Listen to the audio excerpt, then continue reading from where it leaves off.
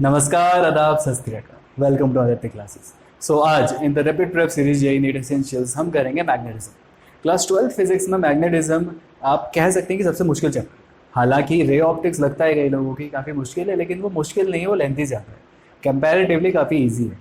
Magnetism can be said is the most difficult chapter of class 12 physics. So आज हम इस chapter को 3 हिस्सों में डिवाइड करके आज पहला पार्ट करेंगे। मैग्नेटिज्म के अंदर जो मैग्नेटिज्म के बेसिक्स हैं, Biot Savart law and ampere circuit law. So बिना टाइम पास किए चालू करते हैं। तो देखिए जी, इससे पहले हमने पढ़ा था current, electricity and electrostatics. Electrostatics में हमने पढ़ा था कि जब भी हम किसी भी जगह पर एक चार्ज को रखते हैं तो उसके अराउंड एक इलेक्ट्रिक फील्ड क्रिएट हो जाती है। ठीक है।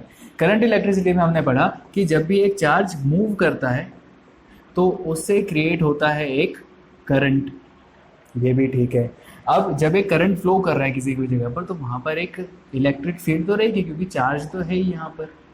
बट जैसे करंट फ्लो करता है, करंट फ्लो करने से क्या होता है कि ये जो चार्ज है विद रिस्पेक्ट टू टाइम पर I is d q by d t. I is rate of change of charge. अब जैसे जैसे चार्ज आगे बढ़ रहा है, जब चार्ज चेंज हो रहा है और क्यू से इलेक्ट्रिक फील्ड क्रिएट हो रही थी, जब चार्ज चेंज हो रहा है तो उससे इलेक्ट्रिक फील्ड भी चेंज होगी।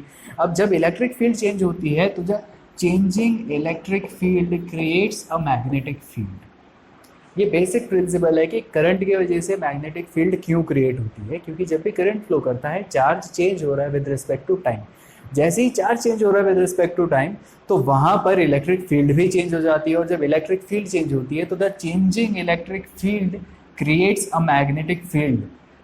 ये बेसिक प्रिंसिपल है कि मैग्नेटिक फील्ड क्यों होती है, मूविंग चार्जेस मैग्नेटिज्म क्यों क्रिएट करते हैं। अब जब भी एक चार्ज पार्टिकल अगर वो एक मैग्नेटिक फील्ड में आ रहा है तो उस पर फोर्स लगेगी।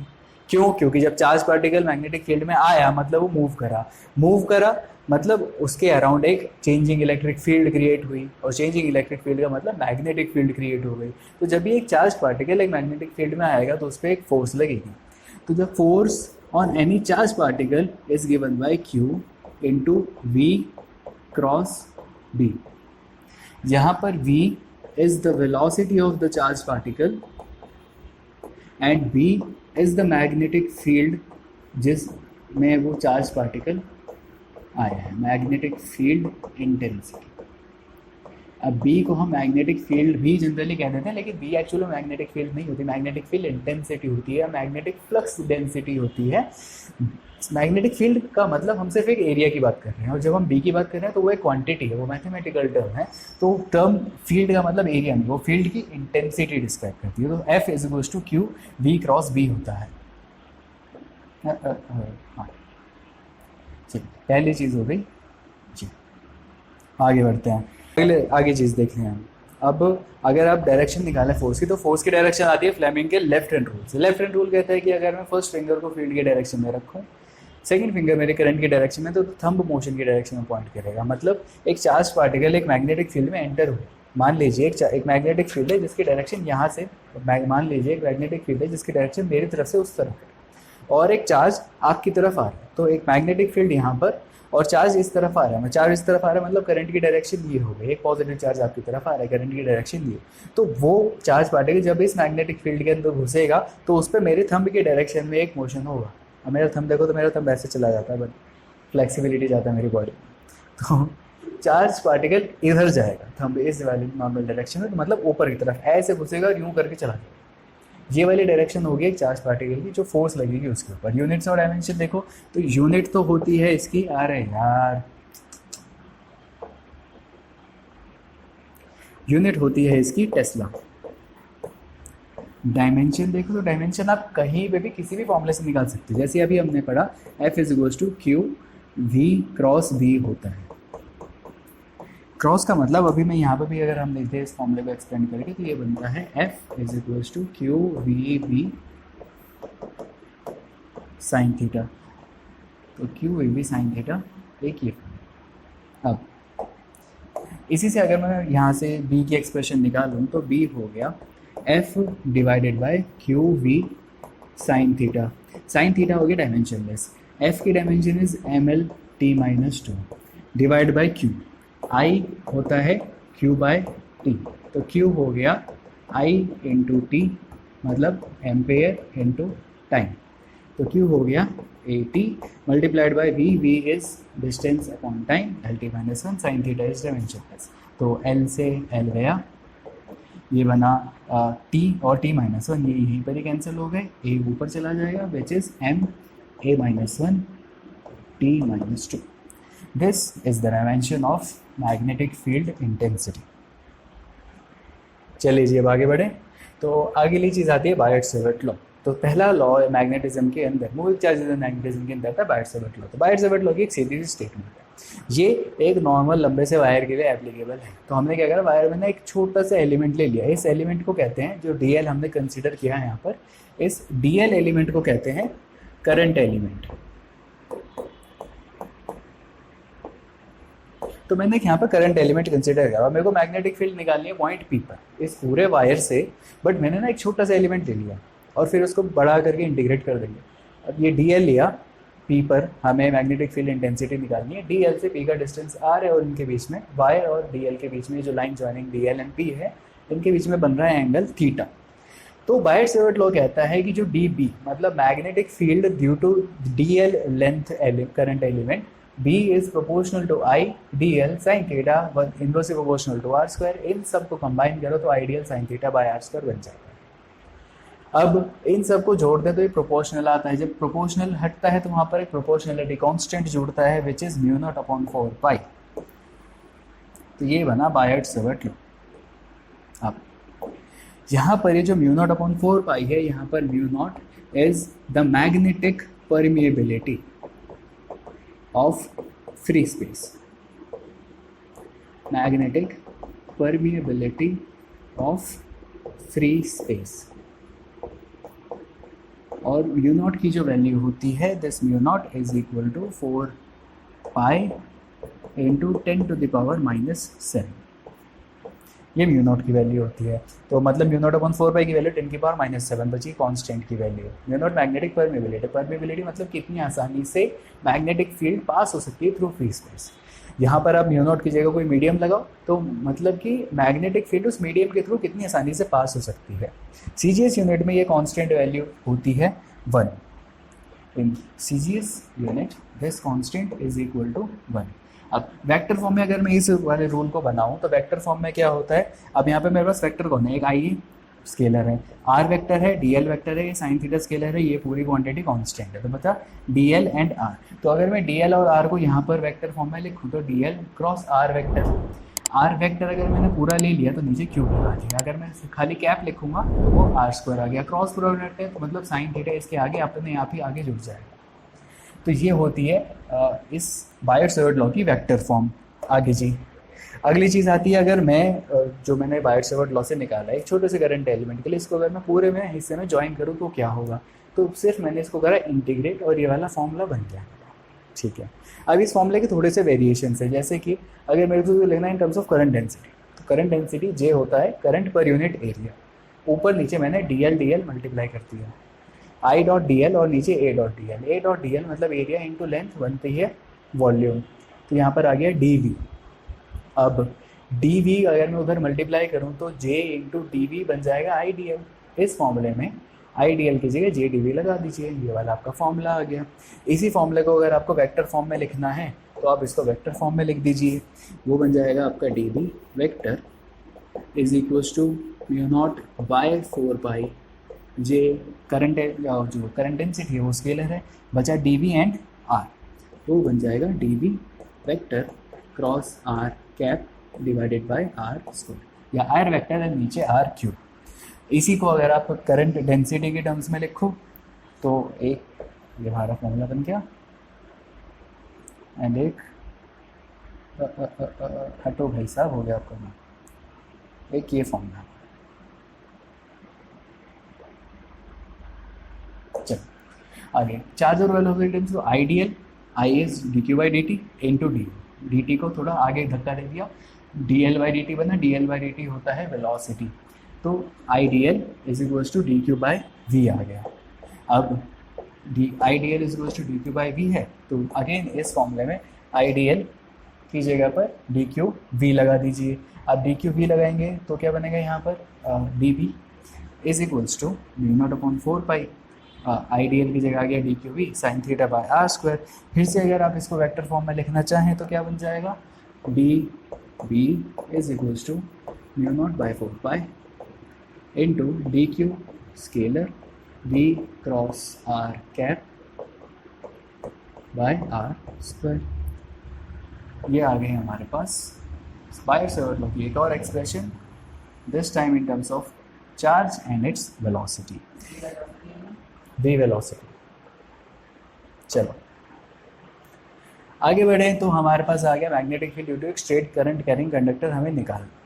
अब इस केस में हम यहाँ पर मान लेते हैं कि ये हमारे करंट कैरिंग कंडक्टर है, यहाँ पर दिस इज अ छोटा सा करंट एलिमेंट डी है, यहाँ से लेकर इस पॉइंट पी पर मेरे को निकालनी है मैग्नेटिक फील्ड। ये एक वायर है ए बी, यहाँ से मेरे को मैग्नेटिक फील्ड निकालनी है इस पॉइंट पर। अब ये वाला पूरा एंगल और ये वाला पूरा एंगल, मेरे पास दो एंगल, मैं इसको φ1 मानता हूँ, इसको मैं मान लेता हूँ φ2 क्योंकि मेरी मर्जी। ये वाला एंगल DL और P के बीच वाला एंगल इसको मान लेते हैं थीटा। अब और हमारे पास अगली चीज़ बची ये वाला डिस्टेंस, तो लेट्स नेम इट C। तो CP है हमारा R वेक्टर, ठीक है, ये वाला आ गया R वेक्टर। और ये जो स्ट्रेट डिस्टेंस परपेंडिकुलर डिस्टेंस है इसको मान लेते हैं x, इसको कह देते हैं d, तो dp है x। ये हमने दो डिस्टेंसेस ले लिए, यहाँ पर ये आ गया थीटा। और एक एंगल और अगर मैं नेम करूँ यहाँ पर ये बन सकता है, तो ये बन जाता है फाई। तो मैंने यहाँ पर तीन एंगल बना दिए, φ1 φ2 एंड फाई, और चार एंगल, एक आ गया थीटा, यहाँ इधर तीन और एक ये थीटा। ये फाई इस वाले ट्रायंगल डी सी पी के अंदर वाला एंगल है, φ1 है A P and C and φ2 is B P and C, ठीक। अब मेरे को कहना, मेरे को ना DL से इधर निकालनी है मैग्नेटिक फील्ड P पे कितनी बनती है, फिर उसको पूरे में जोड़ दूंगा, वो अपना पूरा आंसर आ जाएगा। तो D B is equals to mu naught by 4 pi ideal sine theta by R square. ये आ गई एक्सप्रेशन हमारी बायर-सावर्ट लॉ की। ये वाली एक्सप्रेशन तो बायर-सावर्ट लॉ की बन गई। अब इस केस में अगर आप देखें तो थीटा प्लस फाई 90 डिग्री आएगा। क्यों?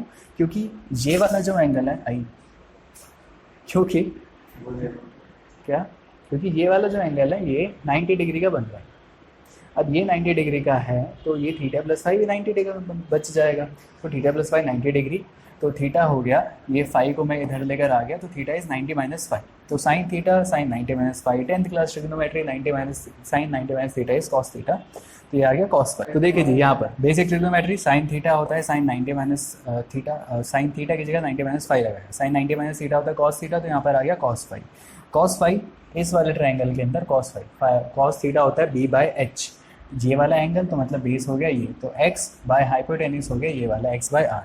तो यहाँ से आएगा cos phi is equals to X by R, तो आर इधर चला गया, R is equals to X divided by cos phi बन गया। आगे टेन फाई की अगर वैल्यू निकालो, सेम ट्रायंगल में फाई ये है, टेन फाई होता है, टेन थीटा होता है पी अपॉन बी, परपेंडिकुलर ये वाला डिस्टेंस एंड बी ये रहा, तो परपेंडिकुलर एल बाय एक्स हो गया। ये वाली जो डिस्टेंस है डी से सी तक, इसको एल माना है, तो एल बाई एक्स आ गया यहाँ पर। अब एल आ गया एक्स टेन फाई, अब इसको डिफ्रेंशिएट करो तो डी एल आ गया एक्स और टेन फाई। एक्स तो कांस्टेंट, इसको यहीं पे लिख दिया, टेन का होता है सेक्स स्क्वायर और फाई का आ गया डी फाई। इसको अगर मैं सब्सटीट्यूट करूँ इन द ओरिजिनल इक्वेशन तो मेरे पास क्या आएगा, मेरे पास बनेगा यहाँ पर डी एल क्या कीजिएगा d p is equals to mu naught upon 4 pi I D l, I मेरे पास आई है, इनटू डी एल की जगह मेरे को ये सब्सटीट्यूट करना है, ये हो गया X sec square phi D phi I D L sine theta by R square. यहाँ पर आर डिस्टेंस है मेरे पास आर स्क्वायर। यहाँ पर अगर मैं वैल्यूज़ डाल आर की भी, तो R is X upon cos phi, ये भी डाल देते हैं, और साइन थीटा की जगह कॉस फाई लिख देते हैं। तो यहाँ पर sec square phi D phi और साइन थीटा की जगह यहाँ पे लिख देते हैं कॉस फाई, साइन थीटा की जगह पे यहाँ पे लिख देते हैं हम कॉस फाई, और नीचे आर आर की जगह पर आ रहा है हमारे पास एक्स अपॉन कॉस फाइव, तो ये बन गया x square divide by cos square five. अब यहाँ पर अगर मैं चीज़ों को काटा पीटी करने लगूँ तो मेरे पास एक्स से एक पावर एक्स की कट जाएगी, तो नीचे एक एक्स बचा। Sex square is one upon cos square, cos का ये कॉस डेनोमिनेटर का डेनोमिनेटर है तो ऊपर जाके उससे कट जाएगा, इधर कॉस इसी से कट जाएगा, बचा एक कॉस फाइव, तो I cos phi and d phi ऊपर एंड एक एक्स बचा यहाँ पर, ये वाली एक्सप्रेशन आई डी बी की। अब अगर मेरे को टोटल मैग्नेटिक फील्ड निकालनी है तो मेरे को करना होगा इसको इंटीग्रेट। अब देखिए यहाँ पर अगर मैं टोटल फील्ड निकालनी है, टोटल फील्ड के लिए मेरे को इस मैग्नेटिक फील्ड जो हमने अभी पहले निकाल लिया उसको इंटीग्रेट करना है। इंटीग्रेशन के लिए मेरे पास बचा mu naught upon 4 pi I by x cos five D five. अब इसमें इंटीग्रेशन किसको -φ1 to φ2, क्यों? क्योंकि जो φ1 एंगल है वो नीचे की तरफ बन रहा था, तो एक्सिस से नीचे वाला एंगल है उसको मान लिया नेगेटिव एंड एक्सिस के ऊपर वाला पॉजिटिव, φ2 हो गया पॉजिटिव, इसको इंटीग्रेट किया। अब mu naught upon 4 pi is constant, I current constant है एंड एक्स डिस्टेंस वो भी कॉन्स्टेंट है, सारे कॉन्स्टेंट चीज़ों को इंटीग्रेशन के बाहर किया, बचा cos phi D phi. cos phi D phi का इंटीग्रेशन, cos का integration with respect to theta जो कि इसका एंगल है वो होता है साइन, यहाँ पर आ गया साइन फाइव टू माइनस φ1 उसकी लिमिट, तो इंटीग्रेट लिमिट्स पुट करेंगे तो आया sine phi two minus sine φ1। तो अब ये यहाँ पर देखने योग्य बात है कि जब मैं लिमिट्स पुट करूँगा तो वो बनेगा sine phi two minus sine phi. अब ये जो फाइव है ये नेगेटिव है तो ये बनेगा यहाँ पर साइन का, इसको हटा देते हैं, यहाँ पर बनेगा sine minus φ1, sine minus of theta, sine of minus theta होता है माइनस साइन थीटा, तो ये वाला जो नेगेटिव है ये बाहर आ जाएगा और माइनस माइनस हो जाएगा प्लस, इस वजह से यहाँ पर बना है साइन φ1। ठीक है, इसको आप ध्यान रखना, इसको कर देते हैं छोटा सा।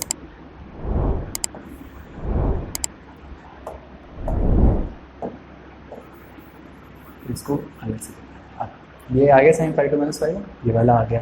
अब ये फाइनल हमारा फॉर्मूला है जो हमें चाहिए था, ये वाला।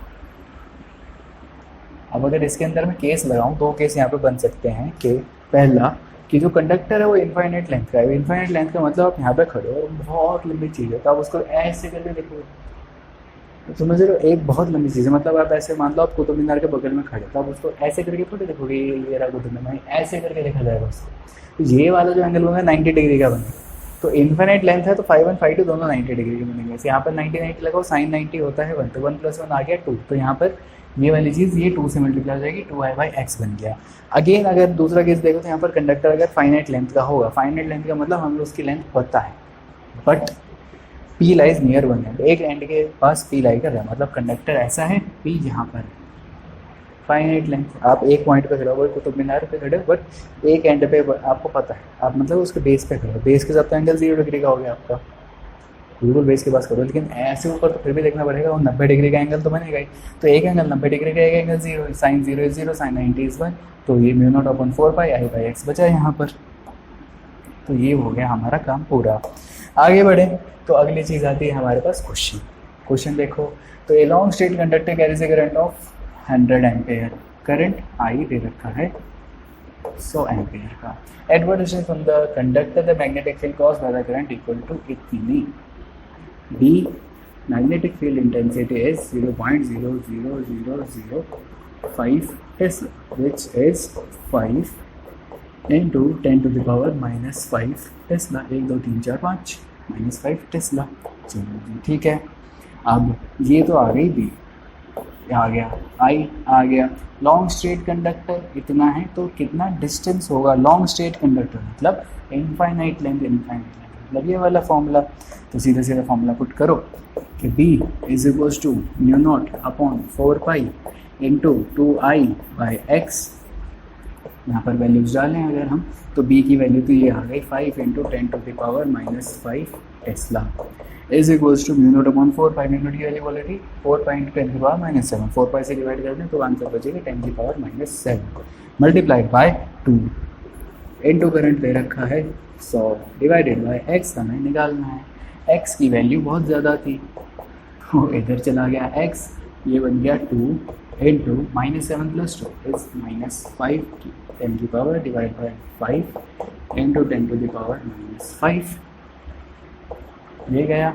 5/2 इज 0.4 मीटर, आंसर है 0.4 मीटर। आगे एक और क्वेश्चन, अब इस क्वेश्चन में दे रखा है हमारे पास एक स्क्वायर, तो find the expression of magnetic induction eight the centre of A coil bent in the form of A square of side 2a carrying current I, current I है, तो मतलब हमारे पास एक स्क्वायर है, ये एक स्क्वायर होगा, इस स्क्वायर के अंदर I करंट फ्लो कर रहा है यहाँ पर, फिर ये यहाँ पर आ गया, फिर इधर चला गया और फिर इधर चला गया, यहाँ पर ऐसे I करंट फ्लो कर रहा है। मेरे को निकालना है सेंटर पे मैग्नेटिक फील्ड कितनी होगी, मैं सिर्फ एक साइड से निकालता हूँ, उसको 4 से मल्टीप्लाई कर देंगे क्योंकि 4 में करंट सेम है, स्क्वायर है, साइड बराबर है। चलो ये है एक स्क्वायर, एक स्क्वायर का एक एंगल होता है 90 डिग्री का, ये वाला, और ये होता है आधा, मतलब ये वाला एंगल बना 45 डिग्री, 45 डिग्री का, ये वाला एंगल भी बन गया 45 डिग्री का, तो ये वाला एंगल आ गया 90 डिग्री का। तो अब इसमें आपको निकालना है इस वाले जो ये वाली जो साइड है, इससे इस पॉइंट पर डिस्टेंस, साइड 2a, ये वाली पूरी साइड इज 2a, हमें निकालना है सेंटर पे, तो ये वाला डिस्टेंस आ गया a। अब फॉर्मूला कौन सा लगाओगे, फॉर्मूला आप लगाओगे ये वाला, ये वाला, दोनों एंगल पता है, μ/4 पाई I/x sin φ1 प्लस sin φ2, लगा दो जी। तो b due to one side is μ0/4 pi into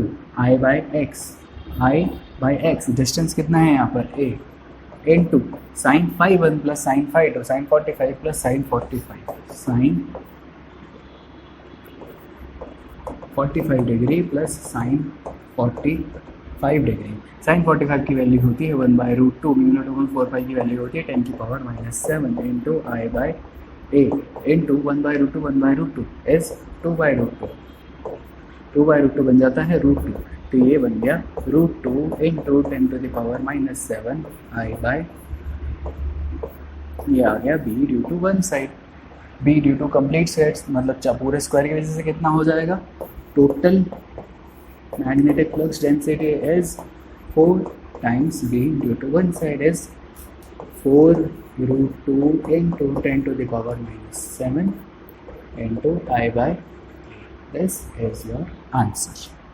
चलो जी, अब आगे एक और क्वेश्चन देखते हैं, क्वेश्चन बहुत सारे हैं। तो एक अल्फा पार्टिकल का मास दे रखा है 90 डिग्री पे ट्रेवल कर रहा है to a magnetic field with the speed of इतना, strength of magnetic field 0.2 tesla, calculate the acceleration of the alpha particle. Acceleration हमें निकालनी है, एक्सेलरेशन का मतलब फोर्स, फोर्स होता है मास टाइम्स एक्सेलरेशन, लेकिन यहाँ पर एक अल्फा पार्टिकल मैग्नेटिक फील्ड में घुस गया, और सबसे पहली चीज़ जो हमने इस चैप्टर के अंदर करी थी वो था F = QV क्रॉस B भी होता है, तो फोर्स जब दोनों के बराबर है तो दोनों के इक्वेट कर देते हैं, F QV क्रॉस B। अच्छा, इसकी एक्सप्रेशन निकाल दें, तो QV एंड साइन थीटा। अब साइन थीटा यहाँ पे क्या होगा भाई, राइट एंगल्स 90 डिग्री, साइन 90 होता है 1, तो ये बन गया QVB।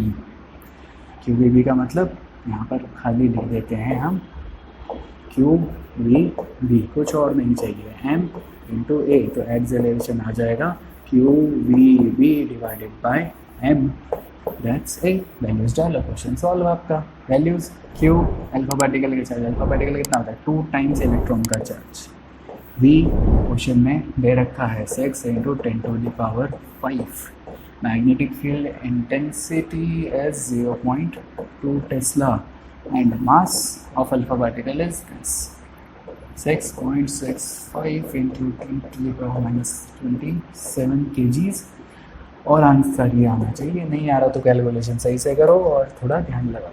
आगे अब फिर से राइट स्क्वायर लॉ का इस्तेमाल करके हमें एक और चीज़ हमें निकालना है मैग्नेटिक फील्ड है, centre of the circular coil है, करंट एक सर्कुलर कॉइल है जो करंट कैरी कर रही है।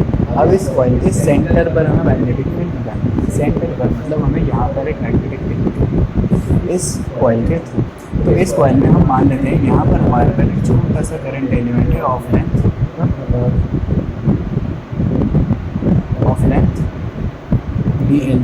DL लेंथ का करंट एलिमेंट है हमारे पास यहाँ पर, और ये वाला डिस्टेंस। अब DL और मैग्नेटिक फील्ड यहाँ पर मैग्नेटिक फील्ड सेंटर, तो ये जो डिस्टेंस है ये एंड ये जो बी एल है यहाँ पर ये, इसके बीच का एंगल कितना बनेगा 90 डिग्री। तो अकॉर्डिंग टू बायसेवर ये बेस जो ह्यूमनॉइड आइडियल साइन का बायसेवर होता है, फॉर्मूला है।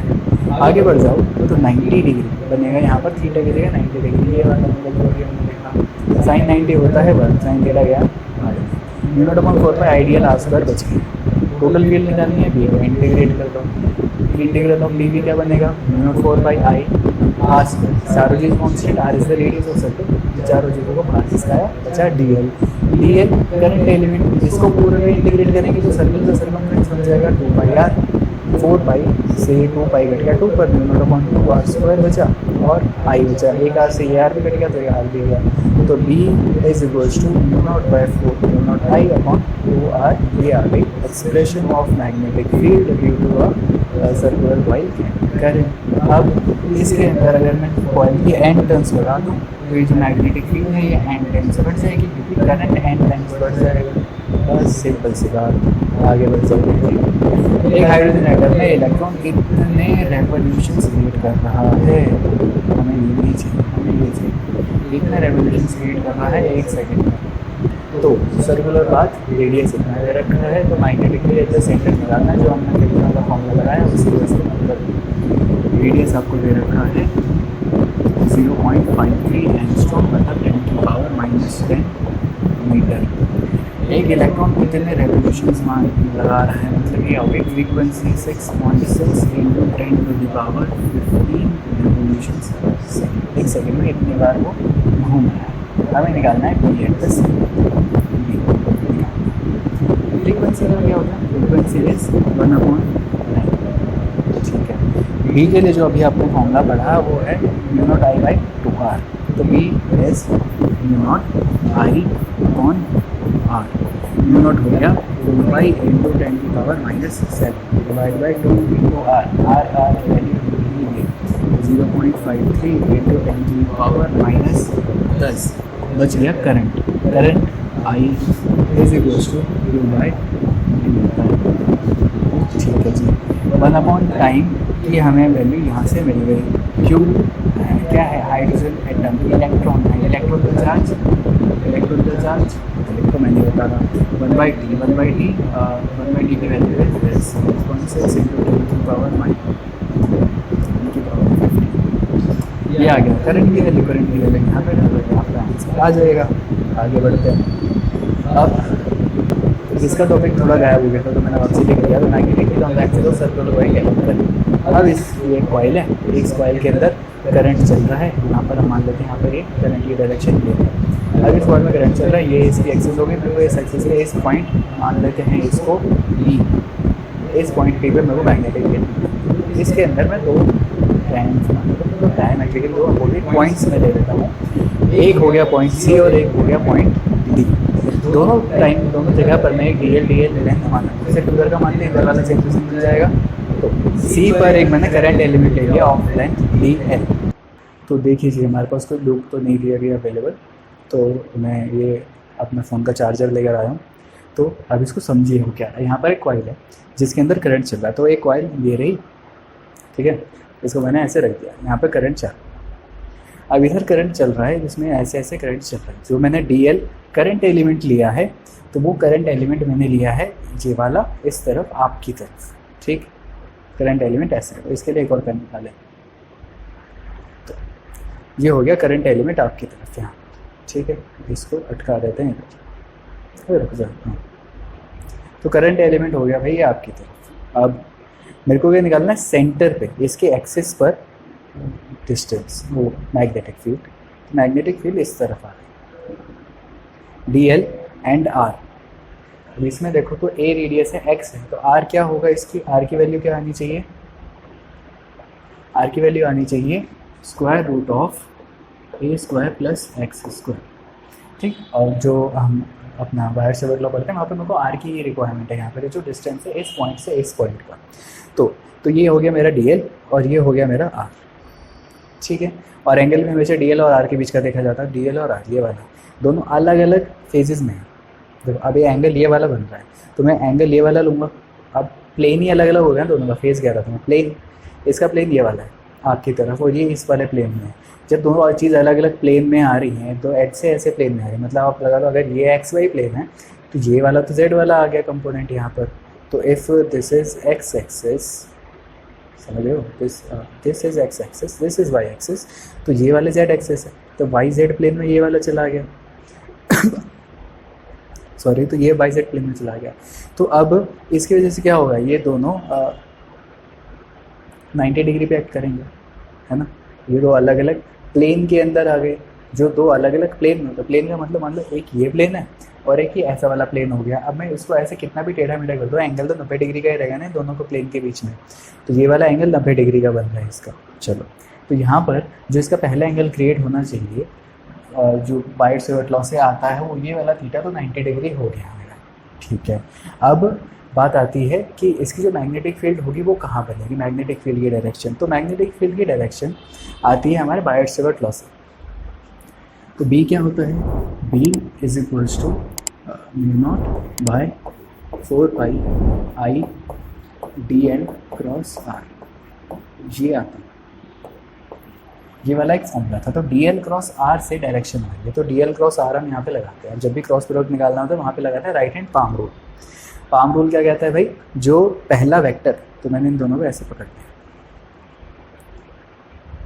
अरे यार मेरा लूप स्टेबल नहीं है ना, जैसे जैसे दिक्कत आती है, मैं ऐसे चलाता हूँ लूप फैल जाता है। तो अब देखो अपना राइट हैंड पाम रूल लगाना है इसके अंदर। तो पाम रूल क्या कहता है कि मेरी जो राइट हैंड की फिंगर्स हैं उसको मेरे को रखना है इन द डायरेक्शन ऑफ पहला वाला वेक्टर। पहला वेक्टर है डी एल वेक्टर, तो ये डी एल वेक्टर था, तो इसके डायरेक्शन में रखना है पहला। देन मेरे को अपनी पाम, राइट हैंड की पाम रखनी है in the direction of second vector. तो सेकंड वेक्टर है ये आर वाला, तो इसकी डायरेक्शन में मेरी उंगलियाँ गई, नीचे वाले वेक्टर की डायरेक्शन में, इस वाली डायरेक्शन में, नीचे वाले इसकी डायरेक्शन में मेरे पाम गया, जिसमें मेरे फिंगर्स रोल हो गए। तो जिधर मेरा थंब पॉइंट करेगा, अगर मेरा थंब ऐसे फ्लेक्सिबल बहुत ज़्यादा तो मैं इसको सीधा रखता हूँ ऐसे, ये वाला डायरेक्शन। तो इस तरफ मतलब इससे 90 डिग्री पे ये वाली डायरेक्शन होगी मैग्नेटिक फील्ड की। तो ये और ये वाली डायरेक्शन आई मैग्नेटिक फील्ड की, समझ आया आपको। ये डी एल, ये R, D L R and 90 degree पर ये वाली इसकी क्रॉस प्रोडक्ट की डायरेक्शन, मतलब मैग्नेटिक फील्ड की डायरेक्शन। तो ये आगे direction of D B C. Similarly यहाँ से ये वाली डायरेक्शन बनेगी डी बी डी की डायरेक्शन। आप देखिए इसको मान लेते हैं हम एंगल थीटा, ठीक है। और ये वाला तो 90 डिग्री पे बनता है, ये क्रॉस प्रोडक्ट हमेशा 90 डिग्री पे रहता है ये। तो और ये वाला एंगल भी 90 डिग्री का है। इसको थोड़ा अलग कलर से रखते हैं, इसको ऐसा, ये वाला एंगल भी 90 डिग्री का है। ये थीटा, ये 90 माइनस थीटा बन गया ये वाला एंगल, ठीक है। अब अगर ये 90 माइनस थीटा है, ये वाला 90 माइनस थीटा है और ये भी 90 है, तो 90, ये वाला एंगल कितना बना, ये भी थीटा बनेगा। ये 90 माइनस थीटा और ये वाला कंप्लीट भी 90 है, तो ये भी थीटा ही बनेगा। ये कितना बना, 90 माइनस 90, माइनस माइनस हो गया प्लस थीटा, 90 कट गया, थीटा बचा खाली। तो ये वाला एंगल भी आ गया थीटा। अब ये वाला थीटा है, बी इधर है, तो ये वाला कंपोनेंट बन गया D B C cos theta component, और ये वाला इधर की तरफ चला गया D B C sine theta component. ऐसे ही नीचे वाले से भी थीटा ये बनेगा, तो ये बन जाएगा D B D cos theta, and इस तरफ बन जाएगा D B D sine theta. इससे क्या हुआ जी, अब बी और डी बी सी और डी बी डी दोनों की वैल्यूज तो यहाँ पर बराबर आ रही थी। वैल्यूज बराबर आने से क्या हुआ, अब ये इक्वल है, कॉस थीटा कंपोनेंट इक्वल है, अपोजिट हो गया, तो ये दोनों एक दूसरे को काट देंगे, बचा गया साइन थीटा कंपोनेंट। मतलब अगर मेरे को मैग्नेटिक फील्ड निकालनी है due to a current carrying loop on its axis, तो मेरे को क्या करना पड़ेगा, मेरे को इस पूरे लूप से जो मैग्नेटिक फील्ड का कंपोनेंट साइन थीटा वाला है सिर्फ उसको जोड़ना है और मेरा आंसर आ जाएगा। तो मतलब कि मेरे को सिर्फ डी बी साइन थीटा को इंटीग्रेट करना है। तो डी बी की वैल्यू मैंने ये लगा दी, साइन थीटा, थीटा ये वाला आ गया, यहाँ पर इसको जोड़ दिया। अब देखो, अब इसमें कंफ्यूजन मत होना, जो हमने पहले थीटा 90 डिग्री करा है ये वाला, ये था डी एल और आर के बीच का एंगल। ये जो थीटा लगाया है ये वाला थीटा, ये वाला एंगल है। अब इसको इंटीग्रेट कर देते हैं, इसको इंटीग्रेट करेंगे यहाँ पर μ0/4 pi I D L r square, यहाँ पर आर स्क्वायर आ रहा है, आर हो गया ये root a square plus s square, Pythagoras theorem से स्क्वायर किया, रूट कट गया, x square plus a square. आगे आके आया था हमारे पास साइन थीटा। साइन थीटा यहाँ पर साइन थीटा होता है पी बाय एच, थीटा ये बेस हो गया, ये हो गया p, a by root a square plus x square, ये आ गया a by root a square plus x square, ये पावर 1 प्लस 1/2, ये आ गया पावर 3/2 ए, बाकी सब कॉन्स्टेंट है, इंटीग्रल डी एल बचा, डी एल इंटीग्रल इधर अगेन वापसी वही एक सर्कल है, डीएल करंट एलिमेंट होता है, इंटीग्रेट करोगे तो पूरा सर्कमफ्रेंस बन जाएगा, 2 पाई आर आ जाएगा इधर बाहर, तो ये आ गया इंटीग्रल डीएल इज 2 पाई ए, तो 2 पाई और ए इंटू ए का ए स्क्वायर हो गया, इधर एन टर्म्स होंगी तो इधर एन मल्टीप्लाई हो जाएगा, बाकी सारी चीज़ें सेम टू सेम। तो एक फॉर्मूला आ गया बी का ये वाला और एक फॉर्मूला आ गया बी का ये वाला। अगर ये वाला यार हद हो गई इसके तो, अब ऊपर से लगा यार कैसे चाहिए यार आगे। अब इसमें सेंटर ऑफ रिंग निकालना है, मतलब मैं क्या कर रहा हूँ, मैं इस पूरे पार्ट को उठा के यहाँ पे ले आया, वो सेंटर ऑफ रिंग वाला वही फॉर्मूला बनना चाहिए, ये आ गया कांस्टेंट, इससे इसको कट करो नीचे 2 बचेगा, mu naught N I by 2 है, वही जो पहले फॉर्मूला डेल आई रहा था वो आ गया। लार्ज डिस्टेंस बहुत ज़्यादा दूरी पर, बहुत ज़्यादा दूरी पे क्या होगा, इसको कहाँ हो गया अभी लगाए थे, अभी नहीं लगा भाई, छोड़ो इसको, दिस इज म्यू नॉट,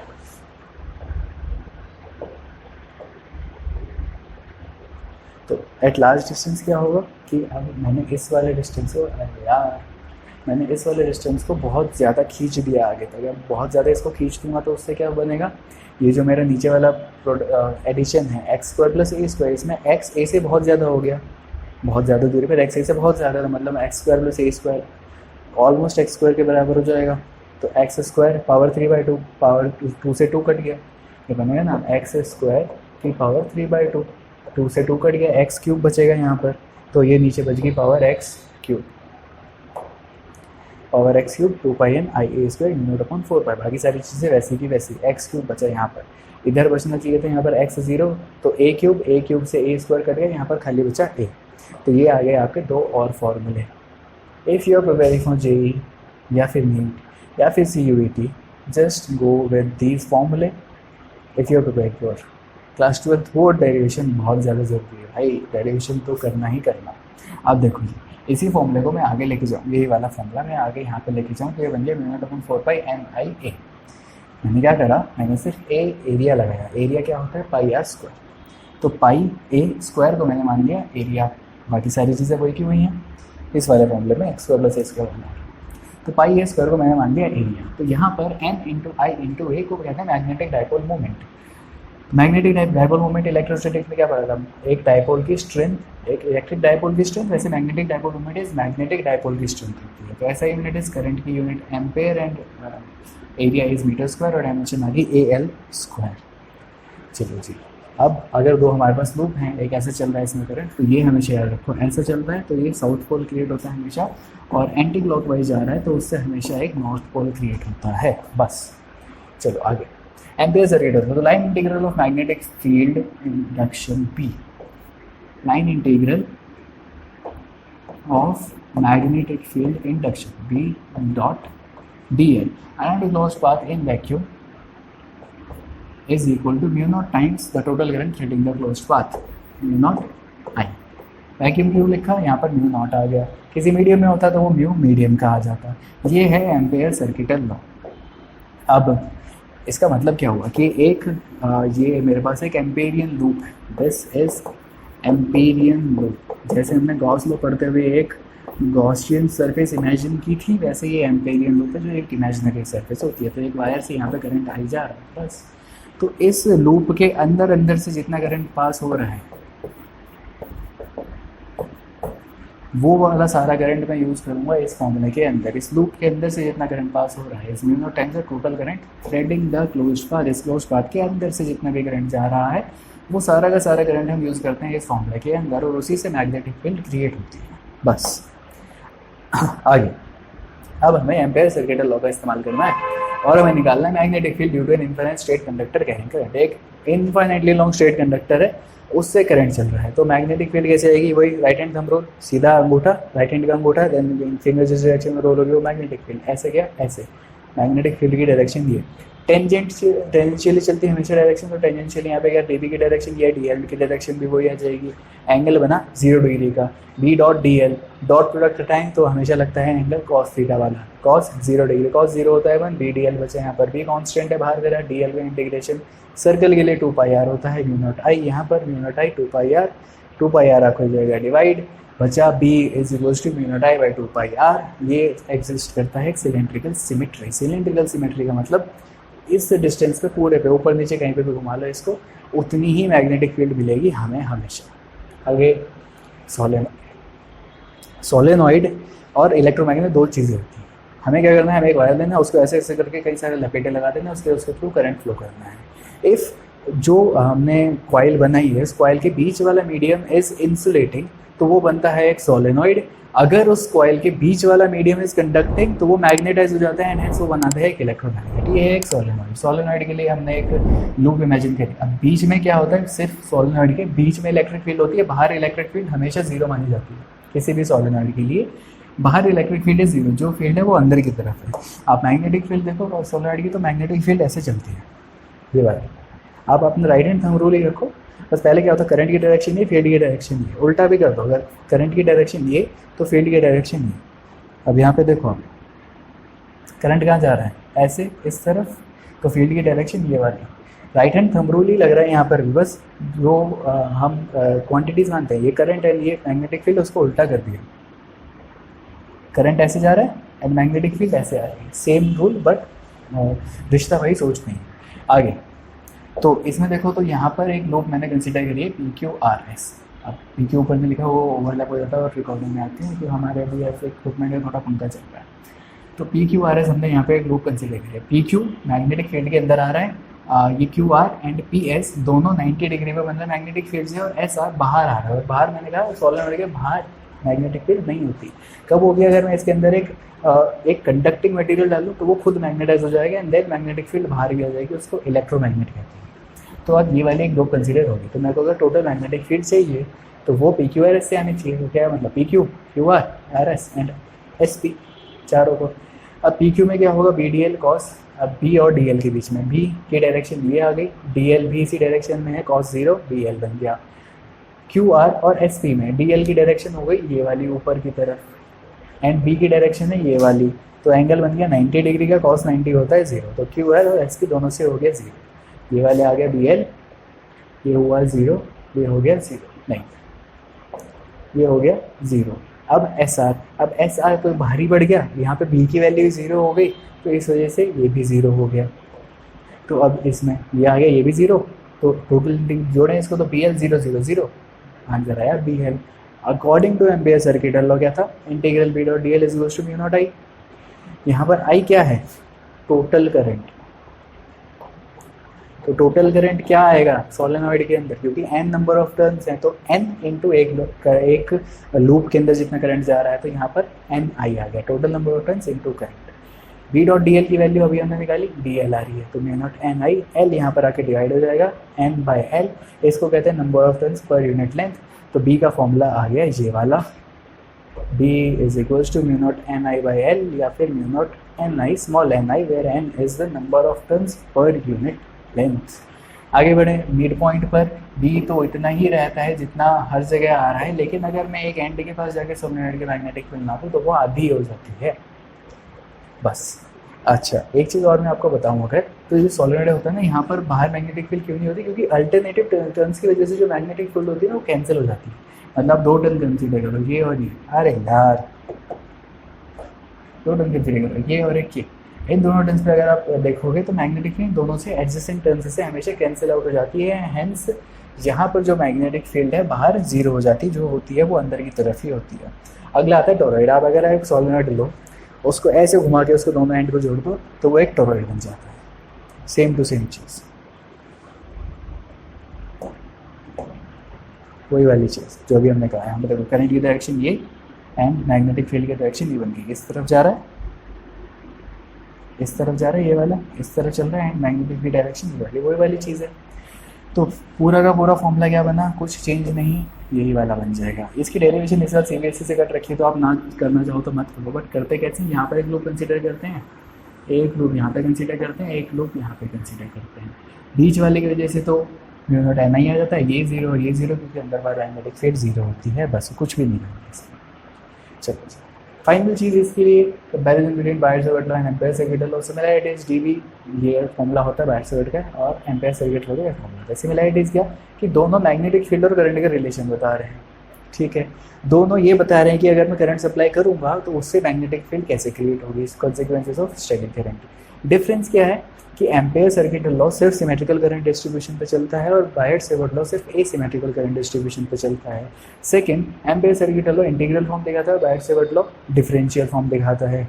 तीसरा, एम्पेयर सर्किट लॉ इलेक्ट्रोमैग्नेटिज्म के प्रिंसिपल पे बेस्ड है और बायर-सावर्ट लॉ मैग्नेटोस्टैटिक्स के प्रिंसिपल पे बेस्ड है, या फिर सिंपल मैग्नेटिज्म के ऊपर बेस्ड है, और ये इलेक्ट्रोमैग्नेटिज्म के प्रिंसिपल पे बेस्ड है। आगे अब बस questions and we are to finish आज का सेशन। तो देखिए, current I is flowing 3 infinitely long straight Y X Y Z direction में, तो मैग्नेटिक फील्ड पॉइंट 0 0 ए पे निकालनी है, ठीक है जी। अब देखो, एक एक्स एक्सिस पर, एक वाई एक्सिस पर, जेड एक्सिस से 3 जगह पे करंट जा रहा है, हमें मैग्नेटिक फील्ड निकालनी है 0 0 ए पर। 0 0 ए मतलब नेगेटिव जेड एक्सिस पे निकालनी है। तो ऊपर की तरफ करंट गया तो मैग्नेटिक फील्ड ऐसे गई, मैग्नेटिक फील्ड ऐसे गई, जहाँ से बाहर एंड इस तरफ अंदर, इस तरफ अंदर और पीछे की तरफ से बाहर, पीछे की तरफ से ए की तरफ से बाहर गए, उस तरफ वो वाली डायरेक्शन हो गई इसकी वजह से नेगेटिव, तो मतलब माइनस आई कैप। एक्स होता है आई, एक्स की वजह से नेगेटिव साइड गई तो माइनस आई कैप। वाई की तरफ से अगर आप देखो तो देखो जेड की तरफ से कुछ नहीं होगा, जेड की तो एक्सिस पर ही आ गई, तो मैग्नेटिक फील्ड कुछ नहीं होगी। वाई की तरफ से देखो, वाई ऐसा है, तो इस तरफ से ऊपर, इस तरफ से नीचे, जहाँ से ऊपर आ रहे यार, यहाँ से ऊपर एंड यहाँ से नीचे, इस तरफ से ऊपर था, यहाँ से ऊपर गया मतलब जे कैप प्लस का, तो म्यू नॉट अपॉन 4/2i/a, ये तो हमारा नॉर्मल एक्सप्रेशन आएगा था, जे कैप माइनस आई कैप डायरेक्शन के लिए आ गया। बस अगला क्वेश्चन, अगला प्रश्न आता है आपके जे के लिए आपके स्क्रीन पर।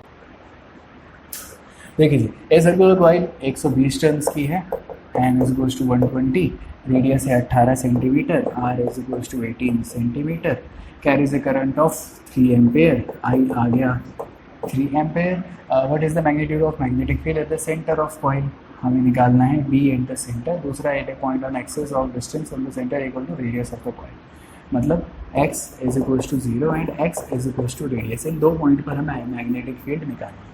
तो देखिए, अब इसमें आप सीधा सीधा फॉर्मूला लगा दीजिए। आपने magnetic field at the centre of circular coil जो भी पीछे डेरिवेशन करी हमने, उसके दो फॉर्मूले निकाले थे, दो केस। एक केस में आप x is equals to X और a जहाँ पर था वहाँ पर a की जगह पर इन दोनों को रेडियस के बराबर, मतलब दोनों 18 सेंटीमीटर को मीटर में कन्वर्ट कीजिए, वो लगाइए ना। x इक्वल्स टू 0 वाला केस तो हमने डायरेक्टली किया ही था, वो वाले सब्स्टिट्यूट कीजिए। ये वाले आंसर आपके आने चाहिए, नहीं आ रहे तो चेक करो गलती कहाँ हो रही है। आगे, सोलेनॉइड लेंथ 50 टर्न्स है, इतना करंट कैरी कर रहा है। Find the magnetic field in the interior of solenoid at one end of the solenoid. अब इंटीरियर पे निकालना है। इंटीरियर हमें क्या दे रखा है, length 50, L is equals to 50 centimetre. अब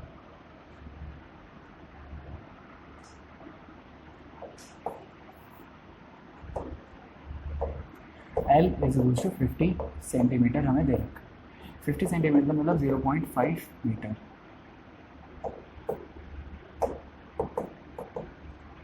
एन है 100, करंट कैरी कर रहा है 2.5 एम्पेयर्स। तो हमें magnetic field interior of solenoid पे निकालनी है। V is equals to mu naught N I होता है, जो कि होता है mu naught capital N by length into आई।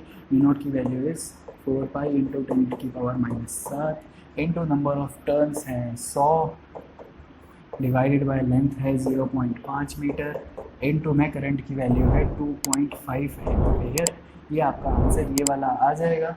आगे हमें एंड पे भी निकालना है। इस पूरे का जो आंसर आएगा उसको 2 से डिवाइड कर दो, वो एंड वाला आंसर आ जाएगा। And that's it for today's video. I hope आपको अच्छी चीज़ें समझ आई होंगी। मैग्नेटिज्म आधा चैप्टर हो चुका है, आगे force on a charge particle due to electric and magnetic field वाला पार्ट बचा हुआ। दो बेसिक लॉज जो होते हैं, Biot Savart law and ampere circuit law, वो उसकी डेरिवेशंस, उसके केसेस और उसके क्वेश्चंस हम कर चुके हैं। आई होप आपको सारी चीज़ें अच्छे से समझ आई होंगी। आप अच्छे से इनकी प्रैक्टिस कीजिए और क्वेश्चंस कीजिए। जेई कर रहे हैं तो जेई नीट के PYQs कीजिए, CUET के PYQs कीजिए, CBSE बोर्ड के क्वेश्चंस लगाइए, do as many questions as possible, बस अच्छे से प्रैक्टिस कीजिए. See you in the next session. Till then, all the best for exams. Thank you.